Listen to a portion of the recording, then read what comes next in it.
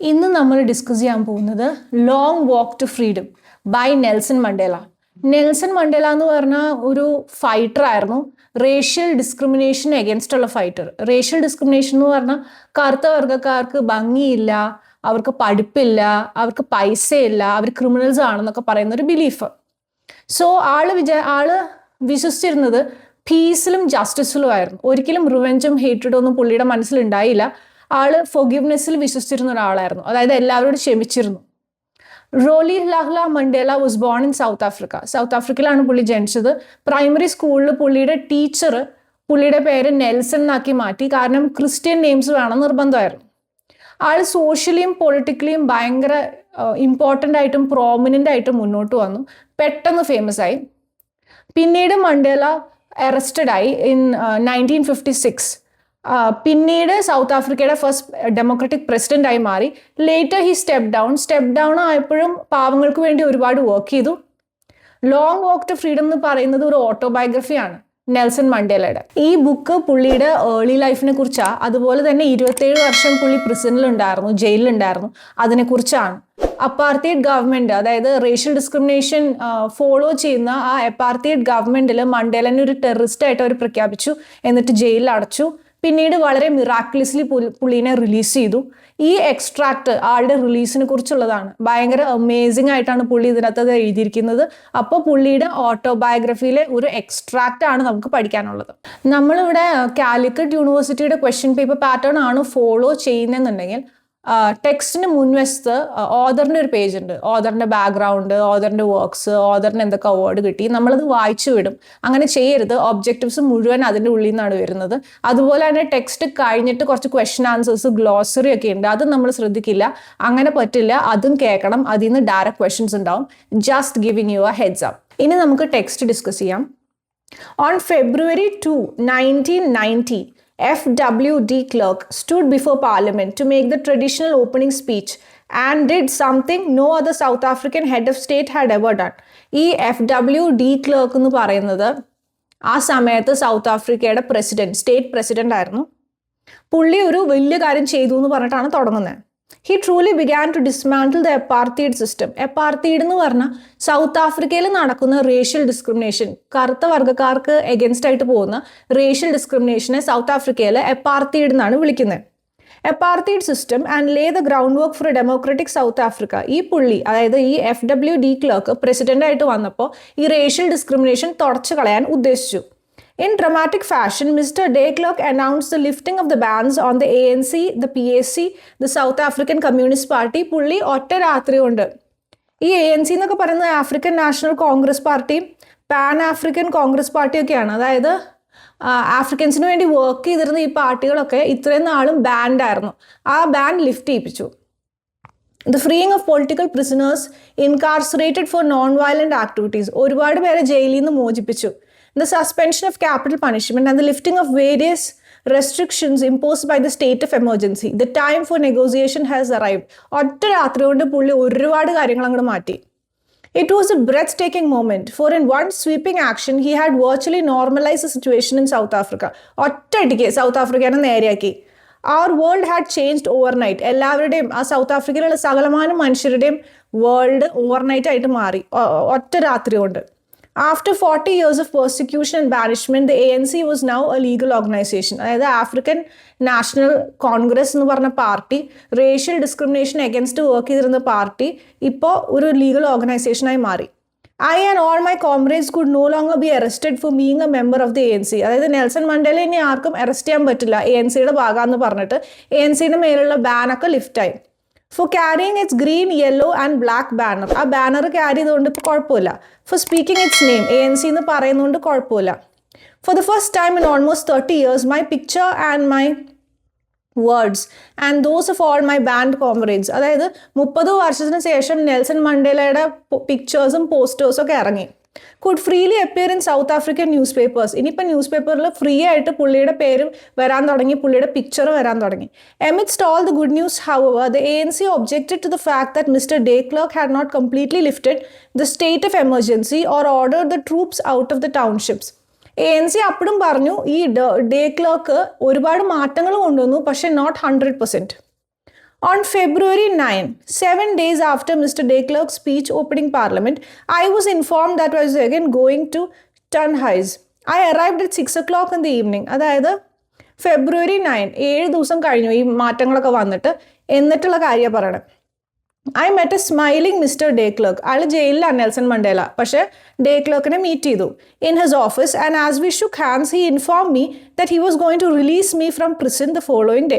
അപ്പോഴാണ് De Klerk ആ good news പറയുന്നത്, നിങ്ങൾ റിലീസ് ചെയ്യാൻ പോവുക നാളെ എന്ന് പറയും. Although the press in South Africa and around the world had been speculating for weeks that my release was imminent. അതായത് 7 ദിവസമായിട്ട് സൗത്ത് ആഫ്രിക്കയിലും വേൾഡ് മുഴുവൻ എല്ലാവരും പറഞ്ഞുകൊണ്ടിരിക്കുന്നത് ഈ പുള്ളീനെ ഇപ്പോൾ റിലീസ് ചെയ്യുന്ന നെൽസൺ മണ്ടേലനെ. Mister De Klerk's announcement nevertheless came as a surprise. ഇതൊക്കെ അറിയാമെങ്കിൽ കൂടെ നെൽസൺ മണ്ടേലയ്ക്ക് ആ ന്യൂസ് ഒരു സർപ്രൈസ് ആയിരുന്നു. I had not been told that the reason Mr. De Klerk wanted to see me was to tell me that he was making me a free man. അതായത് പുള്ളിനെ കാണുന്നത്, day ക്ലർക്കിനെ കാണുന്നത് റിലീസിന്റെ കാര്യം പറയാനാണെന്ന് നെൽസൺ മണ്ടേലയ്ക്ക് അറിയണ്ടായില്ല. I felt a conflict between my blood and my brain. എന്ന് വെച്ചാൽ പുള്ളിക്ക് ഒരു ഭയങ്കര കോൺഫ്ലിക്റ്റ് ഫീൽ ചെയ്തു. I deeply wanted to leave prison as soon as I could. പുള്ളിക്ക് എത്രയും പെട്ടെന്ന് ജയിലിൽ നിന്ന് ഇറങ്ങണമെന്ന് ആഗ്രഹം. But to do so on such short notice would not be wise. ഇത്ര പെട്ടെന്ന് ഇറങ്ങണമെന്ന് തോന്നിയില്ല. I thanked Mr. De Klerk. അപ്പോൾ നെൽസൺ മണ്ടേല താങ്ക് യു പറഞ്ഞു. And then said that at the risk of appearing ungrateful I would prefer to have a week's notice. എന്ന് പറഞ്ഞു, ഞാൻ ungrateful ആവണതല്ല, പക്ഷേ എന്നെ ഒരാഴ്ച കഴിഞ്ഞ് റിലീസ് ചെയ്താൽ മതി എന്ന് പറയും. In order that my family and my organisation could be prepared for my release. എൻ്റെ ഫാമിലിയും എൻ്റെ ഫ്രണ്ട്സും എൻ്റെ ഓർഗനൈസേഷനൊക്കെ ഞാൻ റിലീസ് ആവണതിന് പ്രിപ്പയർഡ് ആവണം. സോ ഒരാഴ്ച സമയം വേണം. Simply to walk out tomorrow I said could cause chaos. അതായത് പെട്ടെന്ന് നാളെ ഇറങ്ങാൻ ശരിയാവില്ല, കൺഫ്യൂഷൻ വരും. I asked Mr. De Klerk to release me a week from that day. അതായത് എന്നെ നാളെ റിലീസ് ചെയ്യരുത്, എന്നെ ഒരാഴ്ച കഴിഞ്ഞാൽ റിലീസ് ചെയ്യണം. After waiting 27 years, I would certainly wait another 7 days. എന്തായാലും 27 വർഷമായി, ഇനി ഒരു 7 ദിവസം എന്ന് പറഞ്ഞാൽ വലിയ സംഭവമൊന്നുമില്ല. De clerk was taken aback by my response. De Klerk ഞെട്ടിപ്പോയി. Instead of replying he continue to relate the plan for my release. പുള്ളി അതിനെക്കുറിച്ച് ഉത്തരവൊന്നും പറഞ്ഞില്ല. He said that the government could fly me to Johannesburg and officially release me there. പുള്ളി പറഞ്ഞു, നിങ്ങളെ government ജോഹാനസ്ബർഗിൽ എത്തിക്കും, അവിടെ നിന്ന് നിങ്ങൾ റിലീസ്ഡ് ആവും. Before he went any further, I told him that I strongly objected to that. കൂടുതൽ പറയുന്നതിന് മുമ്പ് നെൽസൺ മണ്ടേല പറഞ്ഞു, സമ്മതിക്കില്ല. I wanted to walk out of the gates of Victor Vester. എനിക്ക് വിക്ടർ വെസ്റ്ററിൽ നിന്നാണ് ഇറങ്ങേണ്ടത്. And be able to thank those who looked after me and greet the people of Cape Town. അതായത് Cape ടൗണിലെ ആളുകളോടാണ് എനിക്ക് നന്ദി പറയേണ്ടത്. Though I was from Johannesburg, Cape Town had been my home for nearly 3 decades. അതായത് Johannesburg ആണ് എൻ്റെ birth സ്ഥലം, പക്ഷേ എനിക്ക് കേപ്പ് ടൗൺ ആയിട്ട് ഭയങ്കര ബന്ധമുണ്ട്. I would make my way back to Johannesburg, but when I chose to, എനിക്ക് അങ്ങോട്ട് പോകണം, പക്ഷേ അത് ഞാൻ തീരുമാനിക്കുമ്പോഴാണ്. Not when the government wanted me to, government പറയുമ്പോഴല്ല. Once I am free, I said I will look after myself. ഞാൻ free ആവട്ടെ, എന്നിട്ട് ഇതൊക്കെ ചെയ്യാം. The clerk was again nonplussed. അതായത് പുള്ളി അപ്പോഴും വിശ്വസിക്കാത്ത പോലെ നിന്നു.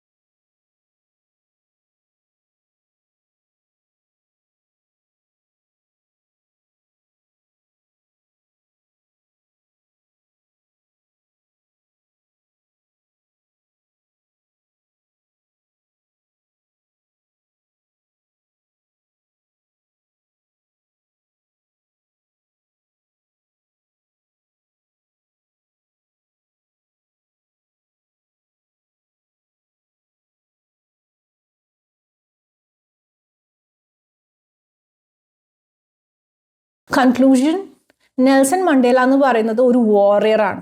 റേഷ്യൽ ഡിസ്ക്രിമിനേഷൻ അഗൻസ്റ്റ് ഫൈറ്റ് ചെയ്തിരുന്ന ഒരാളാണ്. ഈ ചാപ്റ്ററിൽ എന്താ, നന്മ എന്തോരം ജയിക്കും എന്നുള്ളതിനെ കുറിച്ചാണ്. How Mandela rises back to power. അത്രയും നാൾ ജയിലിലിട്ട് ഉപദ്രവിച്ച ഒരാൾ പെട്ടെന്ന് ഒരു ദിവസം പുറത്തേക്ക് ഇറങ്ങി, അത്രയും ജയിച്ചു പുള്ളി. ആൻഡ് അതൊരു ഭയങ്കര മിറാക്കുലസ് ആയിട്ടൊരു കാര്യം, ഭയങ്കര ഒരു മിറക്കിളായിരുന്നു. ഏറ്റവും വലിയ എക്സാമ്പിളാണ് ഈ ചാപ്റ്റർ. അതായത് ഗുഡ്നെസ് ട്രയംഫ് ചെയ്യും എന്നുള്ളത് നന്മയുടെ ഏറ്റവും വലിയ എക്സാമ്പിളാണ് ഈ ചാപ്റ്റർ. അതായത് എന്നെങ്കിലുമൊക്കെ നന്മ ജയിക്കും എന്ന് ഈ ചാപ്റ്ററിലൂടെ നെൽസൺ മണ്ടേല പറഞ്ഞു വെക്കുന്നു. Thank you.